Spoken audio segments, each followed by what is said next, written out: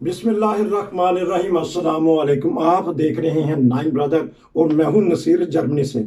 ख्वाजा अब्दुल गफ्फार साहब बहुत ही अच्छे वाक़यात बयान कर रहे हैं, सारी दुनिया पसंद कर रही है। आज फिर हम उनसे उनकी हसीन यादों के वाक़यात पता करेंगे। माशाल्लाह 80 बहारें देख चुके हैं, पाकिस्तान के हालात से अच्छी तरह वाकिफ़ हैं। हम चलते हैं उनके पास और पूछते हैं और उनसे कहेंगे कि बताइएगा कि बाद में क्या हुआ। जी, आपने सर्विस जब ज्वाइन कर ली, उसके बाद अपॉइंटमेंट, जब आपकी थोड़ी सी ट्रेनिंग हो गई, उसके बाद का सिलसिला शुरू कीजिएगा। जी जी जनाब नसीर साहब, बहुत शुक्रिया आपका कि आपने मेरे दिल में जो छुपे हुए जो वो वाकयात हैं, दिल में जो जो घुटन है, एक मेरी कोई मेरी एक कहानी सुने, जी वो मेरी ख्वाहिश आपने अपने चैनल के जरिए पूरी कर दी है। जज़ाकल्लाह। शुक्रिया। तो ऐसी है कि मैं जब मेरी रिक्रूटमेंट मुकम्मल हो गई और मेरी ट्रेनिंग मुकम्मल हुई और मेरी फर्स्ट पोस्टिंग जो है मेरी बटालियन में हुई, जी तो उस वक्त ये सितंबर का अक्टूबर नवंबर का महीना था। जी तो मेरी बटालियन थी जो उस वक्त जहाँ मेरी पोस्टिंग हुई, जी वो उस वक्त बिल्कुल छम जोड़ियां के सेक्टर में मतलब डिप्लॉय थी।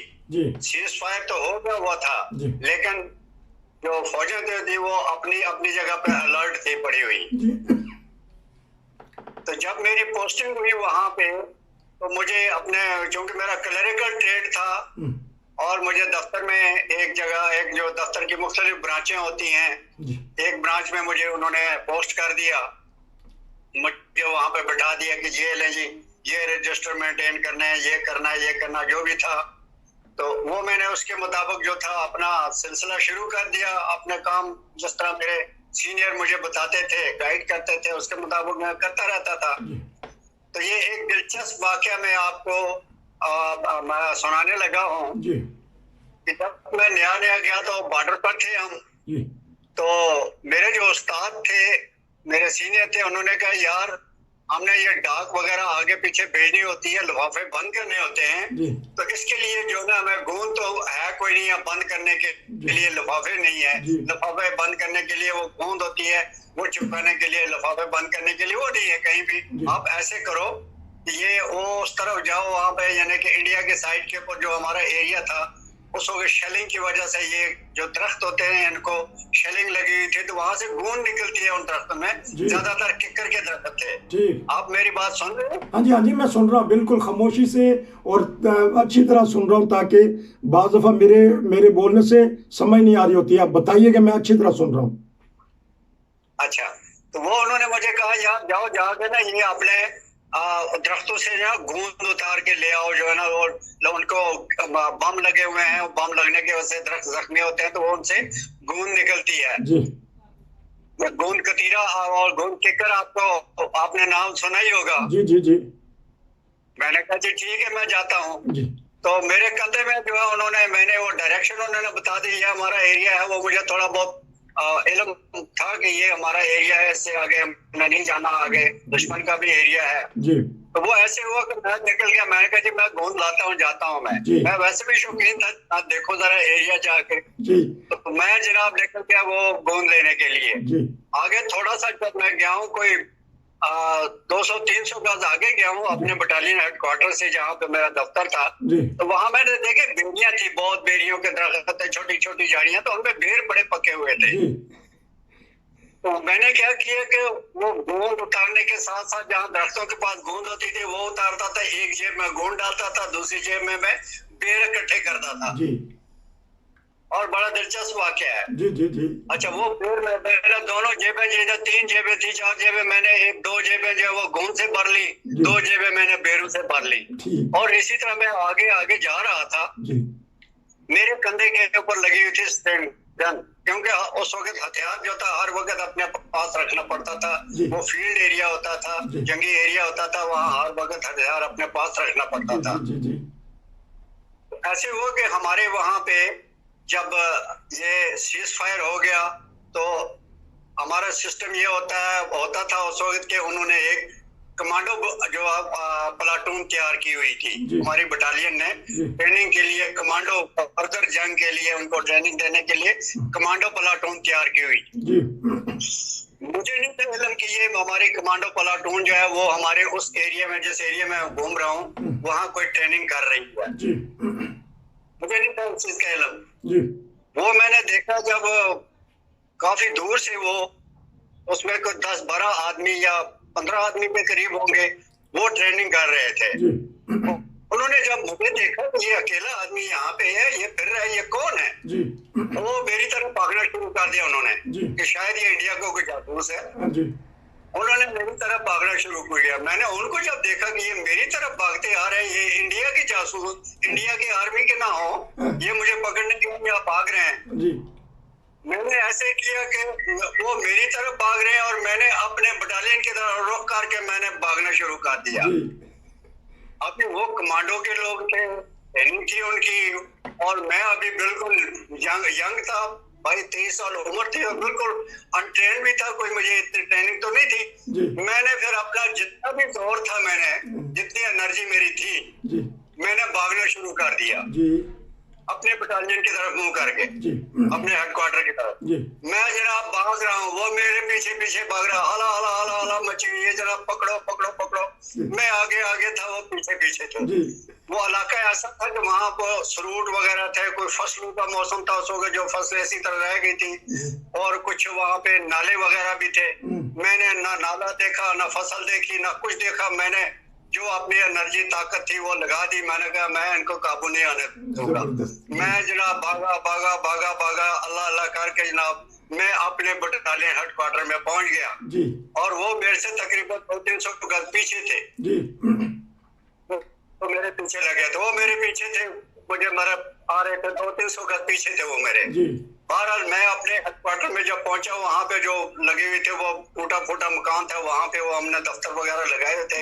मैंने चुप करके आके ना, वो जब मैं भाग रहा था तो कोई मुझे वजन सा महसूस हुआ। मैंने क्या किया कि घूम तो मैंने अपनी जेबों में रखी, वो जो बेर मैंने इकट्ठे किए हुए थे वो मुझे ऐसे महसूस रहा, तो मुझे इनका वजन है, वो मैंने निकाल निकाल के फेंकने शुरू कर दिए। किलो सवा किलो का वजन होगा। बहरहाल मैंने तो अपनी जान बचानी थी। जी। जी। मैंने वो फेंकने शुरू कर दिया, लेकिन गोंद मैंने नहीं फेंकी, वो मैंने जेब में रखी। जी। जी। फिर मैं जब भागता भागता अपने जब हेडक्वार्टर में आ गया वहां पे, तो अपने वो चला गया दफ्तर में, जाके वो बैठ गया। वो मुझे उस्ताद कहने लगे, मेरे सीनियर जो थे, हाँ जी लाए हो गूंद सुन। मैंने कहा जी बड़ी गूंद लाया हूँ। सांस मेरा फूला हुआ था। कहते क्या बात है, दौड़ के मैंने कहा बस यार मैं भागता भागता आ गया। अच्छा, इतनी देर में वो जो कमांडो प्लाटून के लोग थे वो भी वहाँ घूमते फिरते, यहाँ कोई आदमी आया है, पकड़ो देखो कौन आया है, इधर ये जासूस था कोई, वो भागा हुआ आ गया। वो कहने लगे, वो हमारे जो दूसरे लोग थे वहाँ इर्द गिर्द वो पहरेदार जो थे, जो वहाँ पे खड़े थे, संतरी पहरा दे रहे थे हेडक्वार्टर, कहने लगे यहाँ तो कोई नहीं आया, कोई इंडिया का आदमी कोई ऐसा कोई नहीं आया।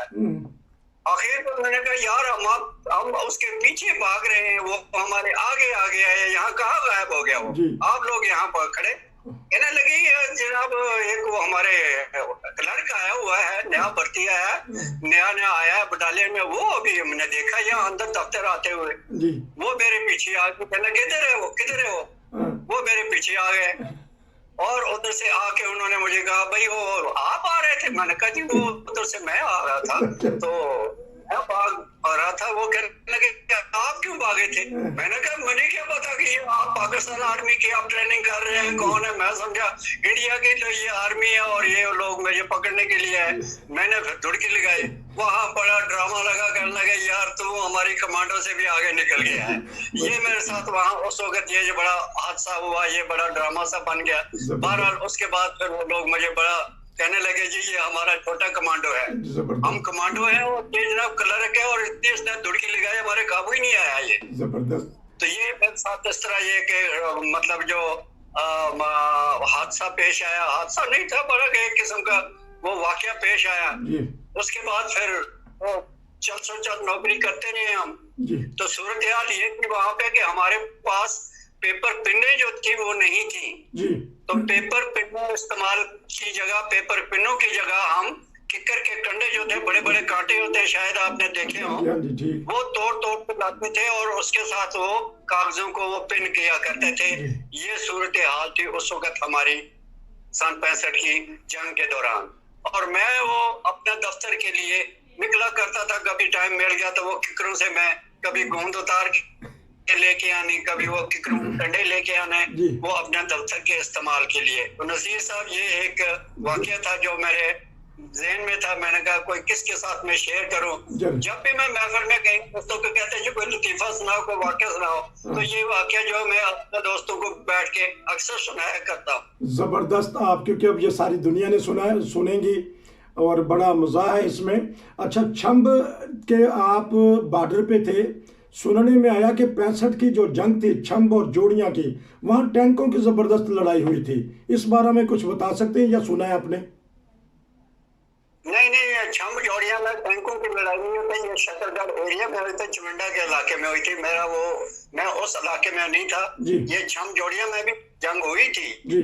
ये भी नहीं हुआ कि जंग नहीं हुई थी। वहां पर भी आखिर वो जंग हुई है। इतना बड़ा मतलब वहां पे थे। वहां पे हमारे जिस बटालियन में मैं था, उस बटालियन का कमांडर आपके यानी कि इत्तला के लिए अर्ज है कि वो कर्नल फिरोज आलम से थे। कर्नल फिरोज आलम उनका नाम था। जनरल शमीम आलम का नाम आपने सुना होगा। जी जी हाँ जी। आपने सुना है नाम उनका? जनरल शमीम का तो सुना। हाँ जी, बताइएगा। ये उनके छोटे भाई थे जी। वो हमारी बटालियन को कमांड कर रहे थे उस वक्त लड़ाई के दौरान। ठीक। और उन्होंने मतलब है कि उस छंब जोड़ियां को फतह करने में हमारी बटालियन का बहुत बड़ा पार्ट था। अच्छा, ये इलाका भी इंडिया की फौज के कब्जा में चला गया था जो आप कह रहे कि उन्होंने फतह किया? नहीं, वो हमारा जो जहाँ पे था, ये दरियाए तवी जो था ना, दरियाए तवी जी, हमने दरियाए तवी जो था उसके ऊपर बिल्कुल किनारे के ऊपर हमारी बटालियन पहुंच गई हुई थी। और वहां पे एक दरियात अपना ये पुल था जी। जब इंडिया ने देखा, जब दुश्मन ने देखा कि ये तो पुल से क्रॉस करके आ जाएंगे, उन्होंने उस पुल को उड़ा दिया था। अभी 30 साल का अरसा हो गया, मुझे नहीं पता वो पुल अभी है, लेकिन हम जब तक वहां पे रहे हैं वो पुल उसी तरह उस एक तरफ से टूटा हुआ था। वहां से कोई ट्रैफिक वगैरह वो मतलब चलना वो नहीं चल सकते थे। एक साइड से वो गिरा हुआ था, एक उन्होंने बम मार के उसको तोड़ दिया था। अच्छा। तो ये इस तरह है कि हम दरियाए तवी जो है ना उसको क्रॉस नहीं किया था। तो दरियाए तवी पे हम इस तरफ थे। अच्छा। दूसरी तरफ जो थी वो इंडियन आर्मी थी और दूसरी तरफ जो थी मगरब की साइड पे जो पाकिस्तान के कब्जे में था, दरिया के दूसरे किनारे पर हमारी जो थी बटालियन थी। और इस तरह दूसरी बटालियन थी जो हमारे उस वक्त ब्रिगेड में थी, वो वहां पे लगी हुई थी। अच्छा, ये हमारे सुनने वालों को बताइएगा कि ये छंब का इलाका कौन से शहर के पास है जो पाकिस्तान का बड़ा शहर है? अगर आपने बता दिया तो मैं नहीं सुन सका। आपको बताओ, ये छंब जोड़ियां जो है ना, छंब जोड़ियां का इलाका जो है, ये अगर आप गुजरात से जाए जलालपुर जट्टा जी, जलालपुर जट्टा से आगे आता है टांडा मोटा, बहुत बड़ा कस्बा है टांडा मोटा जी। अभी तो 30 साल का अरसा गुजर गया, मुझे रिटायर हुए को। मैं उस वक्त की बात कर रहा हूँ, सन 65 की 71 की बात कर रहा हूँ मैं, 71 की बात के बाद की मैं बात कर रहा हूँ। तो ये टांडा मोटा एक अपना गुजरात जलालपुर जट्टा से आ गया। वहां से ये सड़क, फिर अभी तो वहाँ पर पक्की सड़क बन गया। उस वक्त भी एक बस जो थी वो हमारे फौज के जो जवान होते थे उनको सुबह एक बस जाती थी और शाम को वो वापस आती थी। तो एक ही बस चला करती थी एक टाइम पे। तो अभी तो खैर सुना है वो इफ्तिखाराबाद उसका नाम पड़ गया है। वो जनरल इफ्तिखार साहब जो हमारे जमात के बहुत बड़े, उनका नाम है, आपने उसकी हिस्ट्री पढ़ी होगी। तो वो जनरल इफ्तिखार साहब के नाम पर उस शहर को, वो छंब जोड़ियां को अभी इफ्तिखाराबाद का नाम दिया गया है। वो इफ्तिखाराबाद अभी आबाद है। ज़बरदस्त। देखें कि अफवाज पाकिस्तान के एक बहादुर फौजी के जर्नैल के नाम पर एक शहर आबाद किया गया। अच्छा, ये बताइएगा कि ये इसका अहमियत क्यों है? क्योंकि बार बार ये किताबों में जिक्र आता है, ये कश्मीर को टच होता है, इसकी अहमियत क्यों है छंब और जोड़ियां की? छम की अहमियत बहुत मतलब है कि ज्यादा है। यहाँ से जो नजदीक तरीन जो है ना जो इंडियन हेल्ड कश्मीर का इलाका जो है, जी ये जम्मू का इलाका और ये कठुआ और ये अखनूर का इलाका, ये इलाके जो है ना यहाँ उधर से अगर क्रॉस करें तो वो इलाके इस इलाके में आते हैं जी वहां से। जी ये इनको नजदीक पड़ता है वहां से। अगर इसको क्रॉस किया जाए, इसको फतह किया जाए या इस पर कब्जा हो जाता तो इनका रास्ता जो था ना ये इसका कठुआ का और इसका ये जो है जम्मू का इलाका, जी ये इनका रास्ता यहाँ से कट जाता था। ये जो अखनूर का इलाका है, यहाँ इस इलाके में ये मतलब है कि इसको ये अब कवर करता है अगर इसको ये कब्जा में आ जाए तो। अच्छा, तो ये दरिया तवी जो सा है ये इंडिया के जेर तहत है या पाकिस्तान के? ये इंडिया के जेर तहत ही है, इंडिया का इलाका है ये। मतलब इस वक्त नो मैन लाइन है इस वक्त। वो छम का जो अपना दरियाई तवी जो है जी। वो इस वक्त नो मैन लाइन के हिसाब में आती है। अच्छा, तो बॉर्डर के कितनी दूर आजकल की इजाजत है या उस वक्त इजाजत थी कि रहायश रह सकती हैं इलाकों में? ये बॉर्डर से कितनी दूर है यहाँ का गांव? उस वक्त तो वहां पे जो था जो हमारे वो अभी तो इसमें है वो तकरीबन कोई जो वहां पे जो अभी मैंने सुना है कि वहां पे आबादी है वो वहां पे सिविल आबादी है जी तकरीबन वो 3-4 किलोमीटर जो है वो इंडिया के बॉर्डर से जो वहां पे जो जाना ममनू है जी। वो मेरे ख्याल 3 या 4 किलोमीटर का इलाका है जहाँ पे आप आगे नहीं जा सकते। ठीक ठीक ठीक। उसके पीछे जो है ना जितना भी इलाका है वहां पे सुना है कि वहां पे आबादी है, लोगों को वहां पे आबाद किया गया, जमीनें हैं बड़ी अच्छी, वहां पे डेवलपमेंट हुई है। जी। और वो इलाका जो था वो पहले इंडिया के कब्जे में था, अभी वो पाकिस्तान के कब्जे में है। और मतलब है कि वो मुआहदा जो भी हुआ था उसके तहत वो हमें उसको जो है ना वो हमारा इलाका था। जबरदस्त। अच्छा, एक पढ़ा है या सुनने में आया है या टीवी किसी उसमें रिपोर्ट में कि बाज़ दफ़ा बाज़ इलाके ऐसे भी हैं पाकिस्तान और इंडिया की बॉर्डर के ऊपर कि वो इलाका पाकिस्तान का है, पाकिस्तानी काश्तकार इजाज़त लेके उधर जाके काश्त करते हैं क्योंकि वो ऐसी सिस्टम तकसीम जब हुआ था। और जो पाकिस्तान में कुछ खेत ऐसे हैं वो इंडियन के ज़ेरे तहत हैं, इंडिया वाले काश्तकार किसान वो इजाज़त लेके इधर काश्तकारी करते हैं। तो ये सिस्टम कौन सा, किस तरह चल सकता है? ये असल में अगर आप यूट्यूब पे जाए ना तो वहाँ पे आपको इसकी बड़ी तफसील मिल जाती है। ऐसे इलाके हैं जी। बल्कि बाज़ ऐसे इलाके हैं कि एक ही गांव जो है वो 2 हिस्सों में तकसीम है। जी जी एक जी। हिस्सा जो है वो वहाँ पे इंडियन जो है उनका जो है वो कंट्रोल है जी। और उसी गांव का कुछ हिस्सा है वो जो है पाकिस्तान के इसमें ज़ेरे तसल्लुत है या पाकिस्तान का वहाँ पे सिक्का चलता है। जी। तो इस तरह के कुछ इलाके हैं वहाँ पे। जी। जमीनें जो है ना बिल्कुल नजदीक है वहाँ बॉर्डर पे।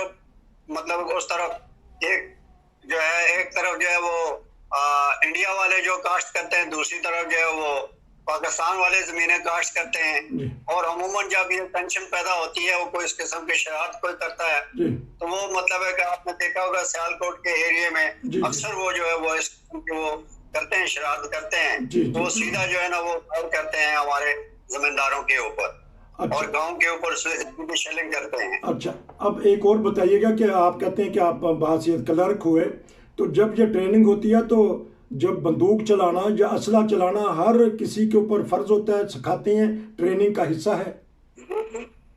बिल्कुल वो कंप्यूटर सोल्जर ही होता है सर। उसको ट्रेड जो होता है वो क्लर्की का दिया जाता है कि आपने क्लर्की का काम करना है। जी। लेकिन जब कोई इमरजेंसी होती है, जरूरत पड़ती है, उसको बाकायदा ट्रेनिंग दी जाती है बंदूक चलाने की, हथियार चलाने की, जंगी चालों की, उसको ट्रेनिंग दी जाती है। जबरदस्त। हमें जरूरत पड़ेगी तो आपने उस वक्त एक जो है ना जो आर्म सोल्जर है उसके साथ आपने लड़ना है जाके। जी जी। वो बाज़ दफा ऐसे होता है। जी। तो कोई हंसी का वाकया या कोई ऐसा हो जाता है, बाज़ दफ़ा इंसान सलूट मारते हुए गिर जाता है या कोई ऐसी चीज़ हो जाती है, कोई वाकया आपके जहन से गुजरा हो या सुना हो या आपके साथ हुआ हो कि असला साफ करते हुए बाज़ बंदूक भी बाई चांस चल जाती है? तो कोई ऐसा वाकया बताइए जिससे मजाक का पहलू आता हो। नहीं, मेरे साथ तो कोई ऐसा ना मैंने देखा है, ना मेरे साथ कोई ऐसा वाकया हुआ है। मैं अपनी जिंदगी में मैंने जितनी सर्विस मैंने की है, मेरे साथ ये कोई मैंने देखा नहीं कोई ऐसा वाकया हुआ हो। अच्छा, क्योंकि जब हम कहानी तौर पर गलती से कोई बंदूक चल गई हो या कोई नुकसान हुआ हो या मतलब गलती से किसी ने कोई ऐसा किया हो, ये मेरे इल्म में कोई ऐसी बात नहीं है। क्योंकि बाज़ दफ़ा वाघा बॉर्डर पे लाइव जो सी है वो परेड दिखा देते हैं जब परचम उतारा जाता है, तो उस वक्त देखने में आता, क्योंकि बाज़ दफ़ा इंसान गिर भी जाता है ना, कि बाज़ लाजमी नहीं के पाँव उसी।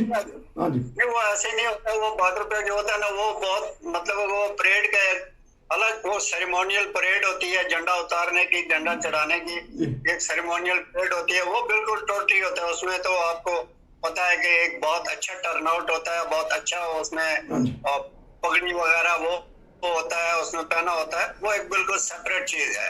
लेकिन जो बॉर्डर पे इंसान जब होता है तो उस वक्त उसका जो होता है ना वो कुछ और ही रंग होता है। उस वक्त वो जो होता है वो होता है कि या मरना है या मारना है। अगर शरारत की तो हम भी तैयार हैं, वो भी तैयार है। वो ऐसा कोई वक्त क्योंकि आम छावनियों में जो होता है जिस वक्त आदमी होता है वो एक अलग रूटीन होती है, लेकिन वहां पर भी ट्रेनिंग वगैरह जो होती है बाकायदा सवेरे उठ के उसको कहते हैं परेड करवाना, सवेरे उठ के वर्जिश करवाना, उसके बाद फिर आके उनको नाश्ता करवाना, उसके बाद फिर दोबारा वर्दी पहन के उन्होंने अपने अपने कामों में मशगूल हो जाना, ये एक अलग सिलसिला होता है। लेकिन जब इंसान बॉर्डर पे हो, फील्ड पे हो, उस वक्त सिचुएशन कुछ और होती है। अच्छा, ट्रेनिंग के दौरान के बाद में ट्रेनिंग जब परेड वगैरह होती है या सुबह जब वर्जिश करवाई जाती है तो बाज़ दफ़ा दिल नहीं चाहता, तो फिर जो अफसरान होते हैं वो फिर क्या करते हैं उनसे, उन दोस्तों से? दिल ना चाहने वाली बात नहीं होती। फौज में ये है कि दिल नहीं चाहता है तो फिर वो फौज नहीं होती है, वो फिर मौज का मसला बन जाता है। फौज नहीं है, वो मौज है। फौज ये नहीं होता है कि मेरा दिल नहीं चाहता जी मैं आज परेड नहीं करूंगा। जी जी, कि फौज और मौज आपने ज़बरदस्त मुहावरा मिलाया। तो आजकल देखते हैं टीवी में कि हमारे चीफ ऑफ आर्मी स्टाफ या बड़े बड़े अफसरान जो होते हैं वो हौसला अफजाई के लिए अपने जवानों से मिलते हैं जाके दूर दराज बॉर्डर पे और छावनियों में। तो कोई ऐसा इत्तेफाक हुआ कि आपने भी किसी चीफ ऑफ आर्मी स्टाफ को देखा हो या बड़े अफसर को देखा हो? बिल्कुल, ऐसे कई वाकयात हुए हैं, बहुत सारे वाकयात हुए हैं और अभी मैं बयान करने से आते रहते थे। जनरल साहब आते रहते थे, मतलब वो देखते थे, बटालियन का दौरा करते थे अपना बॉर्डर के एरिया का।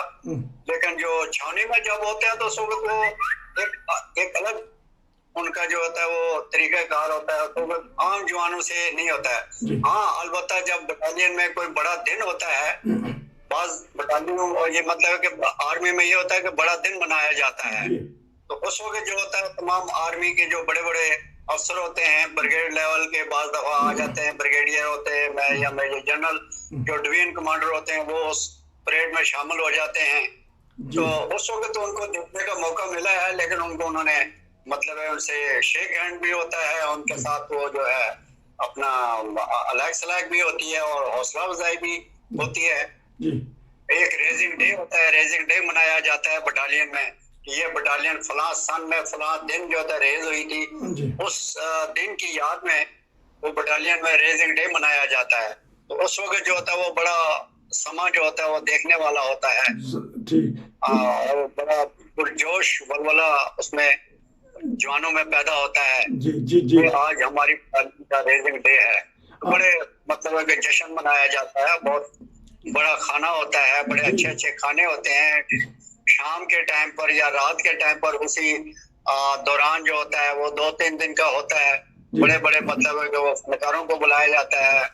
इस तरह ये मसला होता है, बड़ा अच्छा एक निज़ाम होता है जवानों के हौसला अफजाई के लिए। हाँ जी, एक इसलिए ये वाक़या याद है कि एक हमारे पास एक दोस्त ने, वो भी आर्मी में थे, उन्होंने एक वाक़या सुनाया कि जो बड़ा दिन होता है उस वक्त कोई झंडे का कोई खेल खूल भी होता है, तो इनकी बारी थी नारा लगाने की, क्योंकि इनकी माशाल्लाह आवाज़ अच्छी थी। कहते हैं जब मैंने नारा है तकबीर ज़रा बुलंद आवाज़ से किया तो जो सदर ज़ियाउल हक थे, वो चीफ ऑफ आर्मी स्टाफ भी थे, वो बड़ा महजूज हुए उनकी आवाज़ से, उनके नारे से, क्योंकि उस वक्त जोश होता है, जिस तरह आपने कहा कि बड़ा जोश और जज्बा होता है जवानों में। जी हाँ, बिल्कुल, ये आपकी बात बिल्कुल दुरुस्त है। मैं आपको बताता हूँ कि 85 में जो है ना, मैं जिस सेंटर में था जी उस रेजिमेंट से मेरा ताल्लुक था। जी उस रेजिमेंट का 100 साला दिन मनाया गया था, 100 साला दिन मनाया गया था। जी ये बड़ी दिलचस्प बात है। जी जी 100 साला जो है ना उसका वो बनाया गया था। उस रेजिमेंट को रेज हुए 100 साल हुआ था, जी तो वो दिन मनाया गया था। तो हमारी जो बटालियन जो रेजिमेंट थी, जी मैं उस वक्त अपने सेंटर में होता था। जी वहां पे मैं अपने जो हमारा रिकॉर्डिंग सेंटर है वहां पे मैं उस वक्त ड्यूटी पर था। जी। तो मैं आपको ये बताऊं, ये भी बड़ा दिलचस्प वाकया है। अच्छा, कि अगर लंबा है तो फिर अगले प्रोग्राम में कर लेते हैं, या अगले प्रोग्राम में कर लें इसको, ताकि हमने तकरीबन 25-26 मिनट का कर लिया है, तो अगले प्रोग्राम में कर लें। बिल्कुल, अगले प्रोग्राम में करेंगे। बड़ा दिलचस्प हाँ, वाकया है। इसलिए तो मैंने कहा कि मैंने आपको ऐसे लेके आया कि आपने वाक़यात बताए। नाजरीन, ये थे ख्वाजा अब्दुल गफ़ार साहब, बड़े दिलचस्प और हंसी मजाक के और बड़े ईमान फरोज वाक़यात बता रहे हैं कि पाकिस्तान की जो अफवाज है, उनके जो जवान हैं, उनका मोराल उस वक्त बढ़ता है जब उनके अफसरान उनके पास आते हैं बड़े दिन के सूरत में, और बॉर्डर पे उनकी और पोजीशन होती है, छावनी में और पोजीशन होती है। आपने भी नाजरीन किसी ना किसी सर्विस में, किसी ना किसी शोबे में काम किया है पाकिस्तान के लिए, या बैरून मुल्क, या किसी किस्म के आपके पास वाक़यात हैं, हमारे साथ शेयर कीजिए। जो आपके दिल की बात है, आपकी दिल की बात हम दुनिया को बताएंगे, इस तरह दुनिया का भी फ़ायदा होता है। जुड़े रहिए नाइन ब्रदर्स के साथ। आपका बहुत शुक्रिया। इंशाल्लाह फिर मिलेंगे। अस्सलामु अलैकुम रहमतुल्लाह।